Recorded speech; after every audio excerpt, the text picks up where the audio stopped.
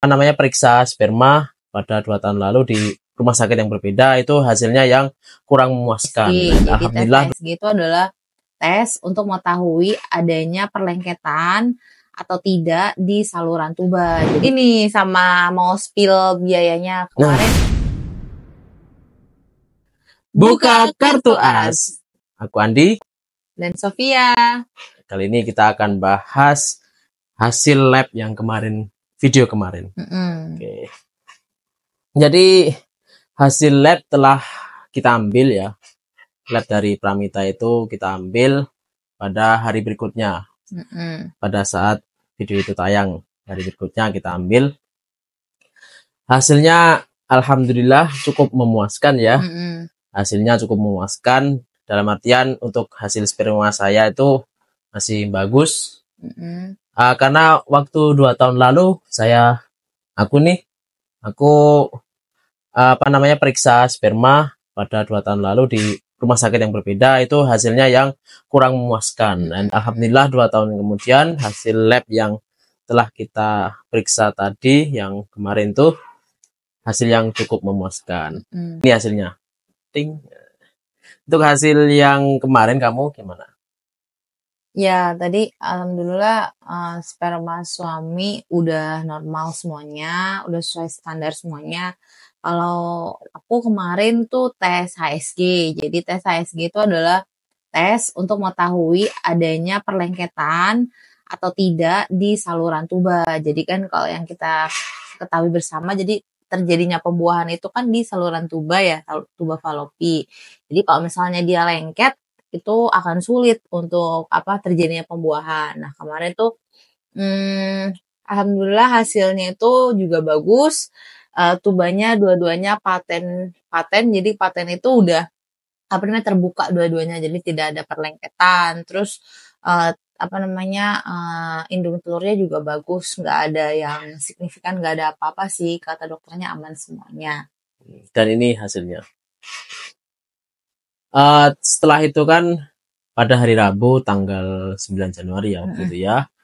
Kita lab di tes periksa di lab Pramita.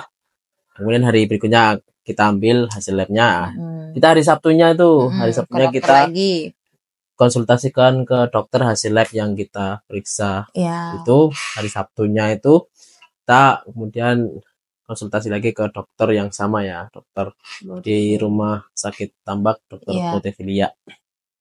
Dan dokter juga mengatakan sesuai ya dengan apa yang kita sampaikan tadi, bagus, sperma kita bagus. Nah ini kita tadi ngomong juga hasil dari mengutip dari perkataan dokter Potevilia, maksudnya spermaku bagus dan hasil HSG-mu juga bagus. Gitu. Cuma setelah dikonsultasikan dengan dokter, ternyata di USG lagi ya, gimana USG-nya gitu? USG-nya juga, aku kan di situ tuh di HSG-nya itu ada polip ya, di situ kayak ada tulisan polip gitu kan. Terus aku tanya kan ke beliau, polip itu bakalan bermasalah nggak gitu. Kalau yang aku tahu tuh polip itu kayak ada daging tumbuh gitu loh di rahim gitu, kalau yang aku Google ya. Nah terus kata dokternya kalau mens sakit nggak gitu, terus mensnya lancar nggak gitu. Nah kebetulan aku nggak ada terasa sakit gitu, maksudnya ya normal-normal aja, bukan yang kayak sampai nggak bisa beraktivitas. Itu ya sakitnya biasa-biasa aja gitu. Terus pas di USG lagi juga nggak kelihatan polip, kelihatan cuman nggak yang bergerak gitu. Jadi kata dokternya ya insya Allah aman. Masih aman lah ya, insya Allah. Kemudian habis itu kita dikasih obat lagi nggak sih? Enggak ya? Dikasih obat, tapi untuk yang siklus mens selanjutnya. Jadi nanti kalau misalnya aku mens, tapi semoga enggak ya. Jadi dokter mengatakan pada bulan siklus mens selanjutnya, yang ini bulan depan lah, katakanlah begitu, bulan depan, ini obat ini harus diminum gitu kan, pada hari keberapa gitu, nanti ada setelah menstruasi, ya bukan setelah menstruasi, pada saat menstruasi, jadi menstruasi hari kedua sampai hari kelima apa ke-6 jadi obatnya masih utuh karena belum menstruasi lagi. Dan kita juga disarankan ya untuk pada tanggal berapa ini? 13, 15 dan 17 Di bulan masa ini subur. Januari nih. Di masa subur. Berarti kemarin ya. Karena tayang lebih kan. Karena kemarin nih kita sayang ini apa namanya? Masa subur. Masa subur. Jadi kayak direkomendasikan untuk melakukan hubungan di tanggal-tanggal tersebut gitu. Jadi kita udah menyelesaikan apa yang diminta disarankan oleh dokter, kita udah laksanakan. Iya. Dan di situ juga apa ya, dokter nggak menyarankan gimana-gimana sih, maksudnya kayaknya mungkin bisa hamil normal ya, semoga bisa hamil normal, amin ya rabbal alamin. Jadi kayak nggak ada kayak apa ya, nggak ada yang tindakan yang gimana-gimana gitu dokternya. Jadi ya udah cuma dikasih obat, dikasih. Cuma bulan depan diminta USG lagi kan. Bulan depan ada siklus menstruasinya nggak? Atau setelah menstruasi gitu kan? Pas saat menstruasi kalau misal menstruasi itu dilihat lagi sel telurnya seperti apa gitu. Jadi memang lanjut. Kemarin sih aku nyesel, sebenarnya aku punya list pertanyaan buat dokternya, cuman kayak pas di konsultasiin tuh malah kayak ngeblank gitu loh, terlalu excited jadi kayak ngeblank buat tanyain apa. Apa aja yang mau tanya, silakan di-spill. Ya, jadi tuh di situ tuh aku kan pas pada saat ketemu dokter, aku di USG transvaginal lagi ya. Di situ tuh kayak dikasih lihat sel telurnya kan, tapi dokter cuman bilang sel telurnya gede-gede bagus gitu. Nah, tapi aku nggak nanya spesifik besaran sel telurnya. Jadi kalau sel telur yang normal itu yang aku googling itu 18 sampai 24. Jadi maksudnya biar tahu presisinya kira-kira tuh si sel telurnya tuh di urutan keberapa gitu.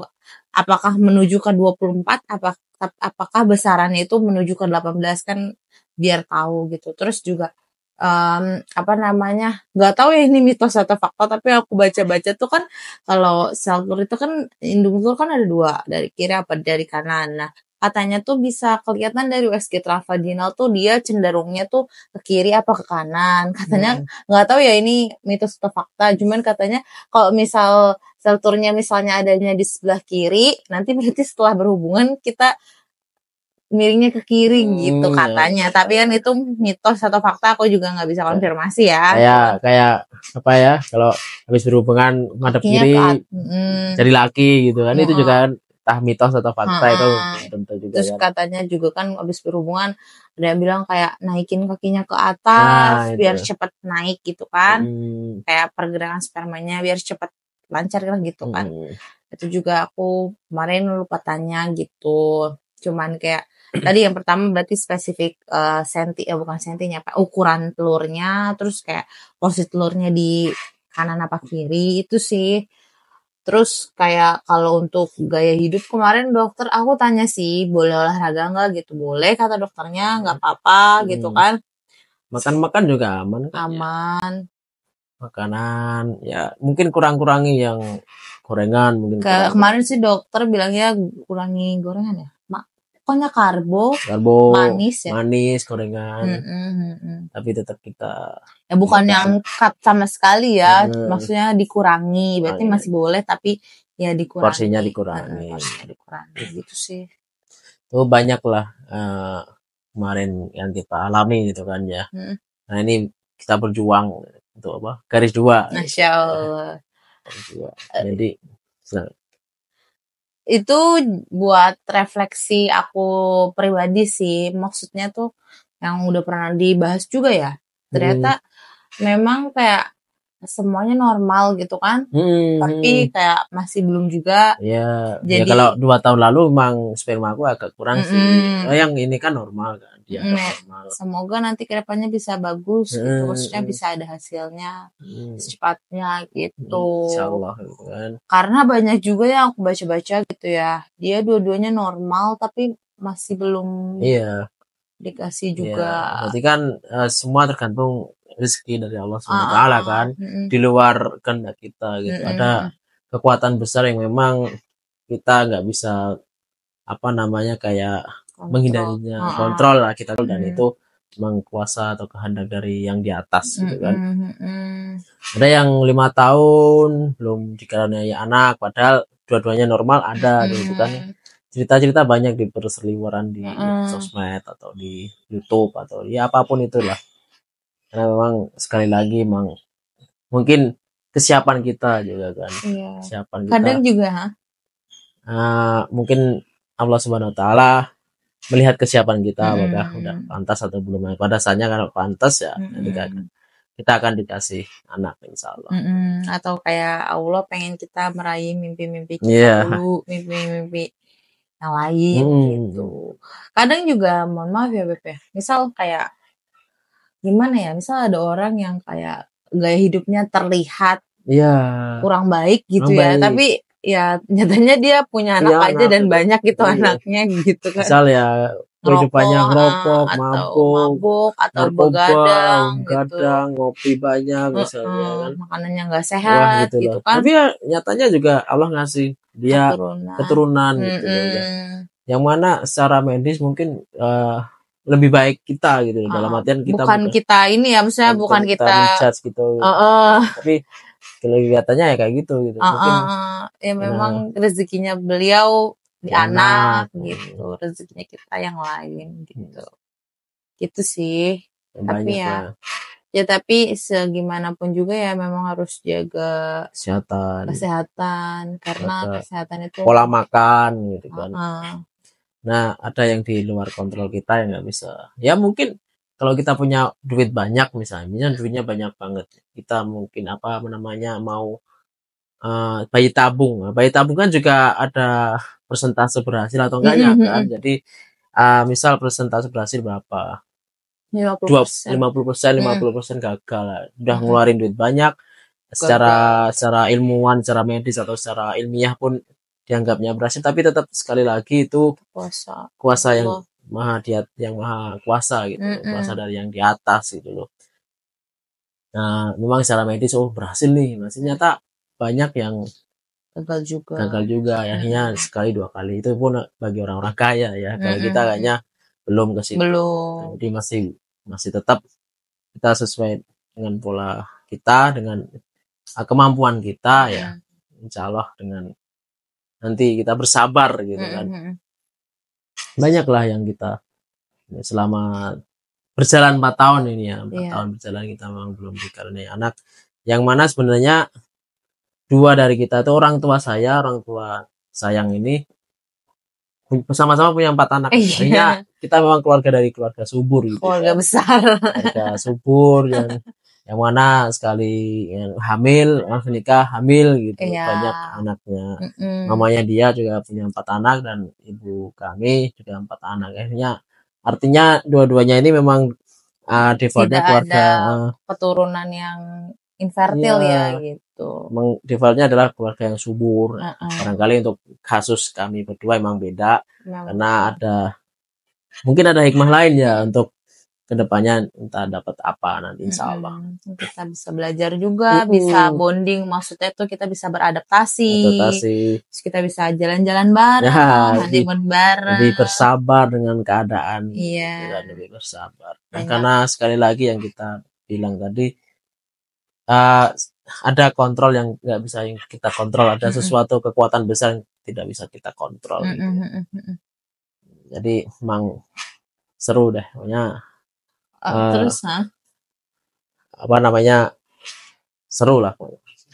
Ini sama mau spill biayanya kemarin kita udah ngejelasin yang HSG itu belum kita pokoknya masih 1 jutaan. Sekarang kita spill biayanya. Oke. Jadi pas kemarin itu aku tes HSG di Pramita itu sekitar 1,7 juta.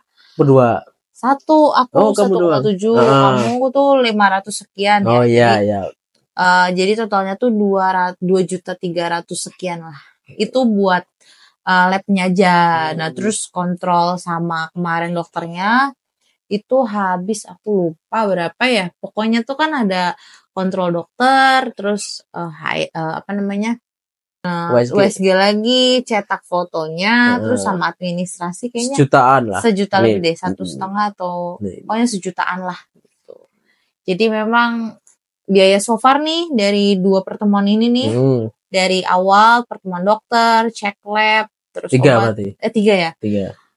Awal ketemu dokter, cek lab, itu ketemu dokter tadi sudah sama obat ya. Ketemu dokter, obat, cek lab, terus habis itu ketemu dokter lagi, obat. Lagi. Itu sekitar 8 jutaan. Totalnya 8 jutaan guys. Itu baru 3 kali treatment ya. Maksudnya 3 kali ketemu dokter. Ya semoga kedepannya bisa berjalan baik ya. Maksudnya semoga kami dilimpahkan rezeki yang banyak. Terus juga dimudahkan dalam proses. Semoga bulan depan udah langsung hamil. Ya, jadi kita kontrolnya itu bisa pakai BPJS kalau hamil. Hamil bisa ya? Bisa kalau kontrol hamil. Kalau Promil ini program hamil ini nggak bisa di cover sama BPJS kecuali misal memang ada swasta. Urgensi swasta mungkin ya atau misal memang yang membahayakan kesehatan misal kayak nauzubillah misalnya ada pokoknya yang membahayakan kesehatan itu baru bisa diklaim. Maksudnya kayak pokoknya mengganggu aktivitas kita sampai membahayakan kesehatan itu bisa. Misal yang aku baca-baca di grup gitu ya.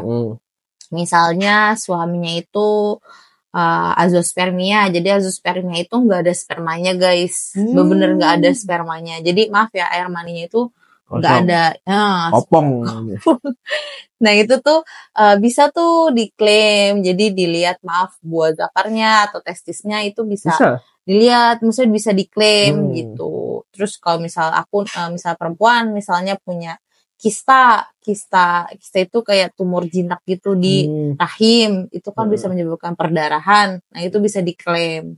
Setahu aku sih gitu. Correct me if I wrong. Gitu guys. Gitu. Itu biayanya itu tadi. Terus nanti kedepannya bulan depan kita akan USG lagi. USG lagi. Insyaallah. Gitu. Oke, gitu aja guys. Nanti kita akan lanjut lagi jika berlanjut. Ya, tapi semoga nggak berlanjut ya guys. Semoga hasilnya positif bulan depan. Kita akan bahas yang lainnya. Ya, oke. Dadah.